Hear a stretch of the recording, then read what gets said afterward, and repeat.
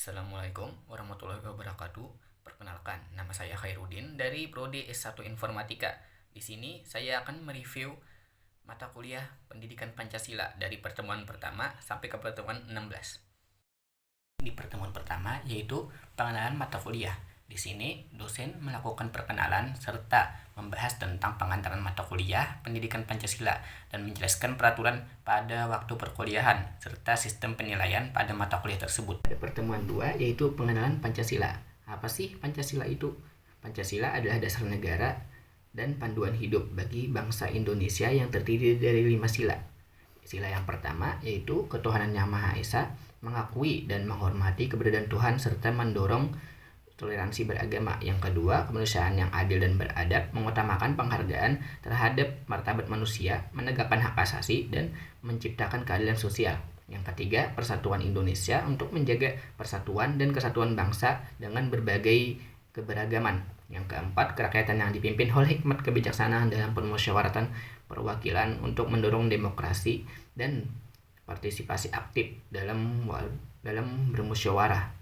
Yang kelima, keadilan sosial bagi seluruh rakyat Indonesia, yaitu untuk menjamin pemerataan kesejahteraan sosial, ekonomi, dan budaya bagi seluruh rakyat. Pancasila diharapkan dapat membentuk masyarakat Indonesia yang adil, makmur, dan bersatu.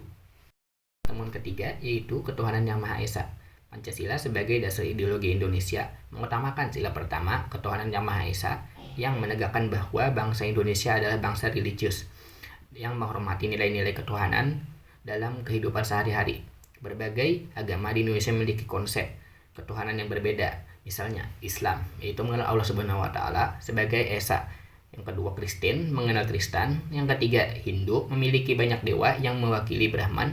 Yang keempat, Buddha fokus kepada Dharma. Yang kelima, Konghucu menekankan moral dan etika. Penerapan nilai ketuhanan mencakup percaya kepada Tuhan sesuai agama masing-masing, menjalankan perintah agama, menghormati antar umat beragama, dan menghormati kebebasan beragama. Ini mencerminkan komitmen Indonesia untuk menjaga toleransi dan kerukunan antar umat beragama demi membangun negara harmonis dan inklusif. Pertemuan keempat yaitu membahas kemanusiaan yang adil dan beradab. Kemanusiaan yang adil dan beradab adalah prinsip yang menekankan penghormatan terhadap martabat manusia, keadilan sosial, dan peradaban tinggi yang menuntut perlakuan adil tanpa diskriminasi serta pengakuan terhadap hak asasi manusia. Perannya adalah sebagai landasan moral, etika dalam kehidupan bermasyarakat, memastikan perlakuan yang adil dan hormat terhadap setiap individu, serta mendorong sikap sopan dan beradab dalam interaksi sosial. Nilai-nilai utama dari prinsip ini meliputi penghargaan terhadap martabat manusia, keadilan sosial, toleransi, sikap beradab, dan penegakan hak asasi manusia. Ini mencakup penghormatan terhadap perbedaan, perlakuan setara tanpa diskriminasi, serta perlindungan hak-hak dasar setiap individu untuk menciptakan masyarakat yang adil dan beradab. Di pertemuan kelima, yaitu Persatuan Indonesia. Indonesia dengan keberagaman suku, agama, budaya, dan bahasa mengandalkan Pancasila sebagai landasan ideologis untuk mempertahankan persatuan di Indonesia. Sila ketiga Pancasila ini yaitu Persatuan Indonesia menekankan pentingnya menghargai keberagaman sebagai kekuatan bangsa. Persatuan ini tidak hanya mencakup kesatuan politik, tetapi juga menghormati perbedaan budaya dan agama sebagai kekayaan nasional yang harus dijaga. Strategi untuk memperkuat persatuan meliputi peningkatan pendidikan multikulturalisme, promosi dialog antar agama dan antar suku yang terbuka, serta penguatan kebijakan inklusif untuk memastikan partisipasi semua warga dalam pembangunan negara. Dengan pendekatan ini, Indonesia dapat membangun masyarakat yang harmonis, inklusif, dan solid berdasarkan nilai-nilai Pancasila. Pada pertemuan ke-6, yaitu kerakyatan yang dipimpin oleh hikmat kebijaksanaan dalam permusyawaratan perwakilan. Sila keempat Pancasila ini menekankan musyawarah, mufakat, dan tanggung jawab dalam mengambil keputusan bersama. Implementasinya terlihat dalam musyawarah desa, partisipasi aktif dalam kegiatan politik dan sosial, serta pengambilan keputusan kolektif. Di Indonesia, nilai-nilai ini membentuk landasan untuk membangun budaya partisipasif dan bertanggung jawab dalam kehidupan masyarakat. Masyarakat berperan penting dalam menjaga dan mengamalkan nilai-nilai keempat Pancasila untuk memperkuat kohesi sosial, dan kemajuan bangsa. Lalu di pertemuan ketujuh ada kuis. Di pertemuan ini kami melaksanakan kuis tentang pembahasan pengamalan Pancasila dalam kehidupan sehari-hari. Setelah itu, dosen membahas persiapan untuk OTS dan mengirim tata cara membuat videonya. Di pertemuan ke-8 ada ujian tengah semester. Kami membuat video presentasi dan diuploadkan ke YouTube. Lalu di pertemuan ini, kami hanya melakukan absensi secara pribadi di ruangan dosen. Di pertemuan ke-9, yaitu keadilan sosial bagi seluruh rakyat Indonesia. Keadilan sosial bagi seluruh rakyat Indonesia menekankan pentingnya keadilan sosial sebagai landasan utama dalam kehidupan berbangsa dan bernegara. Simbol padi dan kapas padi sila ini mencerminkan tujuan untuk memastikan kemakmuran dan kesejahteraan yang merata bagi seluruh rakyat Indonesia. Upaya mengatasi kesenjangan sosial melalui optimalisasi sumber daya, pemerataan, pembangunan, dan akses yang setara diperlukan untuk mengurangi dampak negatif seperti pengangguran, kemiskinan, dan tingkat kejahatan yang tinggi. Pemahaman dan praktik nilai-nilai keadilan sosial seperti sikap adil, gotong royong, dan menghormati hak orang lain sangat penting dalam semua aspek kehidupan masyarakat Indonesia untuk mencapai kesejahteraan sosial. Di pertemuan ke-10 yaitu implementasi Pancasila dalam kehidupan sehari-hari.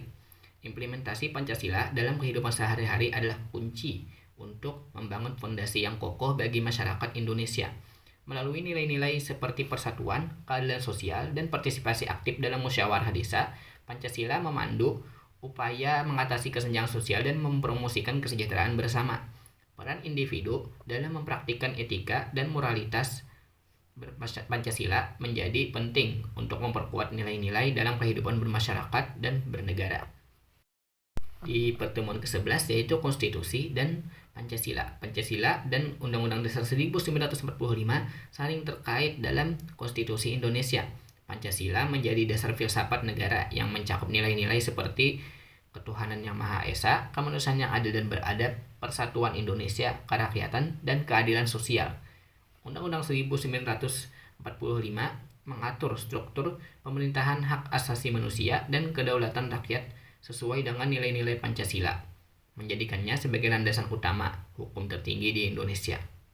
Amandemen Undang-Undang Dasar 1945 dilakukan untuk menyesuaikan dengan perkembangan zaman dan kebutuhan masyarakat, memperkuat demokrasi dan hak asasi manusia, serta meningkatkan efektivitas pemerintahan dalam mengelola negara. Di pertemuan 12 yaitu Pancasila dalam konteks global. Pancasila sebagai ideologi dasar negara Indonesia mengandung nilai-nilai universal seperti keadilan, persatuan, dan kemanusiaan. Indonesia memainkan peran penting dalam inisiatif perdamaian global, aktif berkontribusi dalam forum internasional dan misi perdamaian PBB. Diplomasi Indonesia yang berhasil berakar pada Pancasila menunjukkan efektivitasnya dalam mempromosikan perdamaian dan kerjasama di seluruh Indonesia. Relevansasi ideologi ini menegaskan komitmen Indonesia terhadap harmoni global dan dampaknya terhadap hubungan internasional.